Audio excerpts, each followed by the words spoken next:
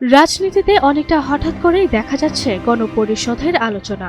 এর আগেও গণপরিষদ নির্বাচন নিয়ে কেউ কেউ কথা বললেও সেটা রাজনীতিতে সেভাবে গুরুত্ব পায়নি। আমরা কেবল সরকার পরিবর্তন নয়, বরং শাসন কাঠামো সহ পুরো সাংবিধানিক পরিবর্তন করে নতুন একটি বাংলাদেশের যাত্রা শুরু করতে চাই, যেখানে প্রকৃত গণতন্ত্র, ইনসাফ এবং সাম্য নিশ্চিত করা সম্ভব হবে। তবে ছাত্রদের নতুন রাজনৈতিক দল জাতীয় নাগরিক পার্টি বা এনসিপি আত্মপ্রকাশের পর গণপরিষদ নির্বাচনের দাবি তুলে ধরলে অন্য রাজনৈতিক দলগুলো এর পক্ষে বিপক্ষে দিচ্ছেন নানা বক্তব্য।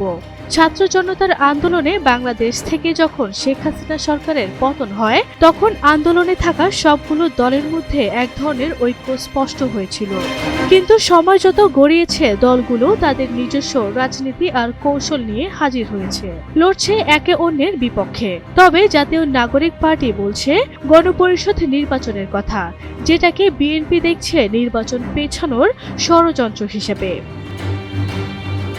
কারণ সরকার পতনের পর থেকে বিএনপি দ্রুত জাতীয় সংসদ নির্বাচনের কথা বলে আসছে। জামায়াতে ইসলামীও চাইছে সংস্কার শেষে যৌক্তিক সময়ের মধ্যে নির্বাচন। অন্যান্য দলগুলো কম বেশি এর মধ্যে ঘুরপাক খেয়েছে। তবে এর মধ্যে নাহিদ ইসলামের বক্তব্য যেন আরো বেশি নাড়া দিয়েছে রাজনৈতিক দলগুলোকে। কিন্তু গণপরিষদ নির্বাচন হলে কি জাতীয় সংসদ নির্বাচন পেছাতে হবে? কিছু কিছু রাজনৈতিক দলের মধ্যে যখন এই প্রশ্ন উঠছে, তখন নির্বাচন কমিশন বলছে স্থানীয় সরকার নির্বাচন করতে গেলে জাতীয় নির্বাচন পিছিয়ে যাবে। নির্বাচন কমিশনার মোহাম্মদ আনোয়ারুল ইসলাম সরকার বলেন, আমরা যদি স্থানীয় সরকার নির্বাচন আগে করি, তবে জাতীয় নির্বাচন পিছিয়ে যাবে।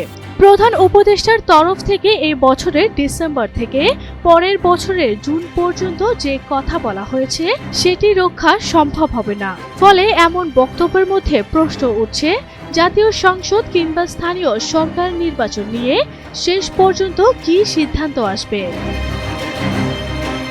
আরবি ইসলাম হিমু, এনটিভি অনলাইন।